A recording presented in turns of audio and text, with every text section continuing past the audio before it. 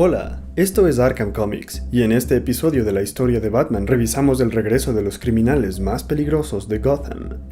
En el episodio anterior vimos el origen de Ra's al Ghul y la primera saga de este enemigo.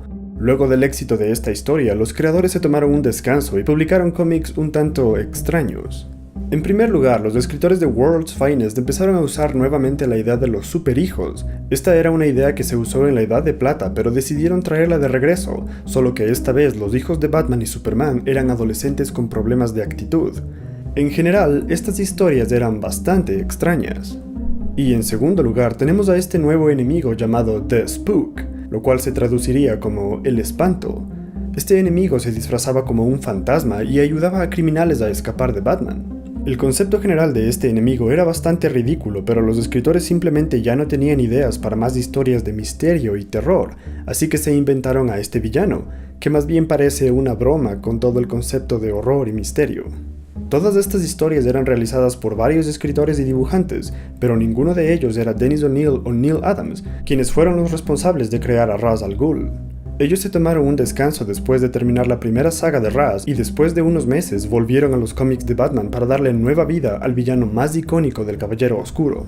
El Joker regresa en el número 251 del cómic de Batman, gracias a Neal Adams y Dennis O'Neil. La última vez que el Joker apareció fue en la Edad de Plata, cuando Batman todavía trabajaba con Robin.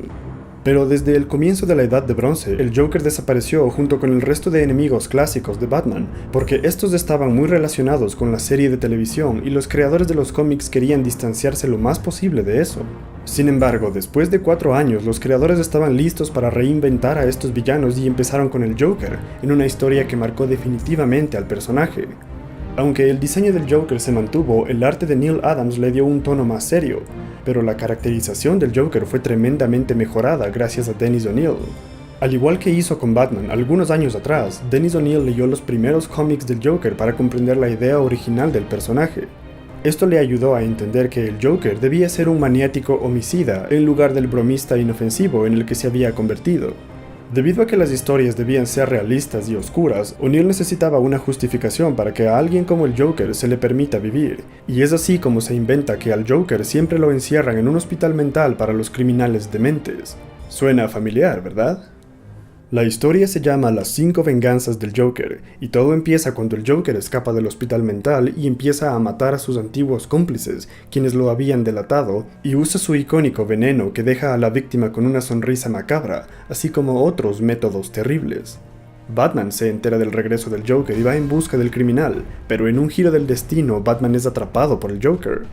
Sin embargo, al Joker aún le falta eliminar su quinta víctima y decide dejar a Batman para otra ocasión. Cuando Batman se recupera, empieza a buscar nuevamente al Joker hasta que lo encuentra en el acuario de la ciudad, en donde el maniático ha atrapado a su siguiente víctima encima del tanque del tiburón. Batman se ofrece a cambio de la víctima y el Joker acepta, pero cuando ya tiene a Batman, el demente arroja a ambos dentro del tanque. Batman lucha contra el tiburón y quiebra el tanque, salvándose de una muerte segura. El Joker intenta escapar, pero Batman lo empieza a perseguir y a pesar de estar completamente agotado, logra capturar al maniático. Como pueden ver, esta historia es brillante, el arte y la trama son excelentes, y el éxito de esta historia convenció a los creadores que usar a los enemigos clásicos no estaba mal, siempre que las historias sean igual de buenas. Pero antes del regreso del resto de villanos clásicos, se creó una historia para concluir la saga de Ra's al Ghul. Esta historia se llama El monstruo de la mansión Wayne. Como sabemos, Bruce Wayne se había mudado a su edificio privado en medio de Gotham, y la mansión Wayne había sido abandonada. Sin embargo, la gente que vive cerca de la mansión se percata que hay alguien dentro de la casa y está destruyendo el sitio desde adentro. Es así como empieza el rumor del monstruo de la mansión Wayne, y al poco tiempo Alfred decide ir a investigar. Cuando Alfred entra en la mansión abandonada, él es atacado por un hombre espantoso, pero ciertamente no era un monstruo. Alfred logra salir de la mansión y es llevado al hospital. Cuando Batman se entera de esto, él va directamente a la mansión en donde confronta al monstruo, quien es nada más que Ubu, el fiel sirviente de Ra's al Ghul. Ubu se había quedado atrapado en la base secreta de Ra's cuando el sitio explotó por completo. El accidente habría matado a Ubu, pero él sobrevivió gracias a los químicos del Pozo de Lázaro, aunque su rostro y su mente quedaron dañados por el accidente. Para obtener su venganza, Ubu viaja hasta la mansión Wayne para enfrentar a Batman, ya que él también conoce la identidad secreta del héroe. Ubu y Batman luchan por unos pocos minutos, pero la pelea llega a su fin cuando Ubu cae sobre una estaca de madera y muere. Como pueden darse cuenta, las historias de Batman se volvían cada vez más emocionantes y complejas, lo cual es algo fantástico. Luego del impresionante regreso del Joker, los escritores decidieron usar nuevamente a los villanos clásicos después de 6 años, y es así como Catwoman y el Pingüino vuelven a aparecer en los cómics de Batman. Aunque su regreso no fue igual de impresionante, estas historias fueron interesantes debido a que Robin volvió a aparecer junto con Batman para luchar contra estos enemigos. Y continuando con esta tendencia de usar a los enemigos clásicos, Dos Caras también fue utilizado nuevamente. Pero la parte más interesante de la historia de Dos Caras es que finalmente fue creado el lugar más icónico de los cómics de Batman, el manicomio Arkham.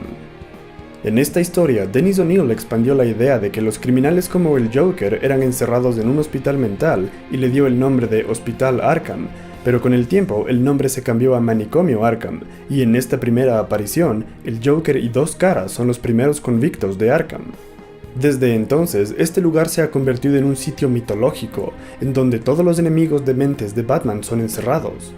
El lugar se ha vuelto tan importante que ha aparecido técnicamente en todas las versiones modernas de Batman, y el nombre Arkham fue elegido para la exitosa serie de videojuegos de Batman, así también como para este exitoso canal de YouTube.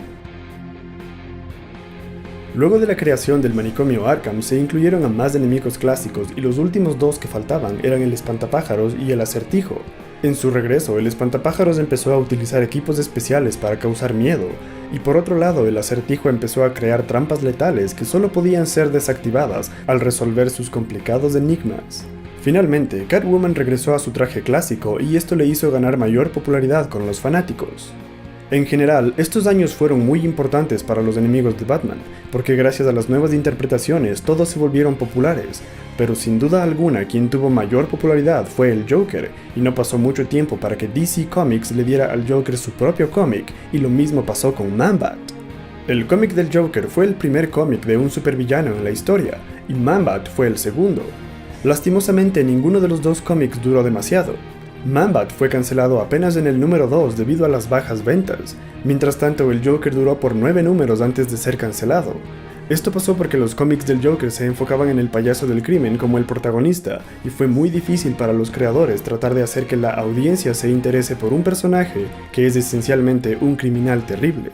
Los escritores trataron de cambiarle el tono a las historias y debido a las restricciones del código de autoridad de los cómics, las historias siempre terminaban con el Joker atrapado por la policía o sus planes eran arruinados por otros personajes. Todo esto causó la cancelación del cómic del Joker en menos de un año. Pero dejando de lado a los enemigos por un momento, debemos finalizar este episodio con el último personaje creado en estos tiempos. En el número 441 de Detective Comics aparece por primera vez el Teniente Bullock. Este personaje ha evolucionado en tiempos modernos y ha sido popularizado por la serie animada de Batman, así como la serie Gotham, en donde es protagonizado por Donald Logue. Sin embargo, en su primera aparición, el Teniente Bullock no tenía un nombre inicial, y después de este cómic no volvió a aparecer por muchos años. En los próximos episodios de la historia de Batman revisaremos cómo este personaje regresó a los cómics. Y hablando de los próximos episodios, si quieres saber qué pasó cuando Batman se convirtió en un asesino, suscríbete ahora y no te pierdas esta genial historia en el próximo video. Hasta entonces, mucha suerte amigos.